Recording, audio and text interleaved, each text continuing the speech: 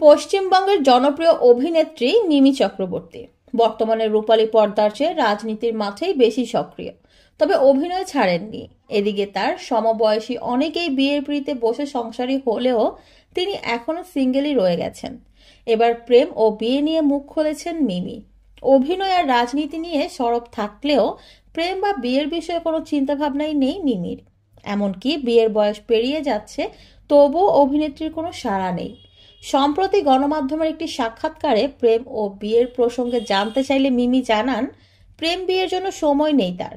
নিজেকে বিরক্তকর বলে দাবি করেন তিনি। অভিনেত্রী বলেন, কি বলবো, আমি সত্যিই বিরক্তকর। বিয়ে করার আগে ছেলে পেতে হবে, তার জন্য ডেট করতে হবে, দেখা করতে হবে, 4টে জায়গায় যেতে হবে। আমি কিছুই করি না। কাজ করি, বাড়ি ফিরি, বই পড়ি, ফোন কল করি, 3 ছেলে পুলে নিয়ে ব্যস্ত থাকি। মিমি আরও বলেন, আমি ডিসিপ্লিনড লাইফে বিশ্বাস করি। কোনো বছর শেষ কিংবা নতুন বছরের জন্য শুধু নয়। বাবার থেকে শৃঙ্খলাপরায়ণ হতে শিখেছি। সৎ ভালো মানুষ হতে চেয়েছি সবসময়। আর সমাজকে কিছু ফিরিয়ে দিতে চাই, মানুষকে সাহায্য করতে চাই। রাজনীতিতে যোগদান করায় অভিনয় জীবন ক্ষতিগ্রস্ত হয়েছে কিনা এমন প্রশ্নের জবাবে মিমি বলেন, না না, অভিনয়ের জন্য সময় ম্যানেজ করা যায়। আর তাছাড়া যখন একটা কাজ করি তখন শুধু সেটাই করি, কখনোই কয়েকটা কাজ একসঙ্গে করি না।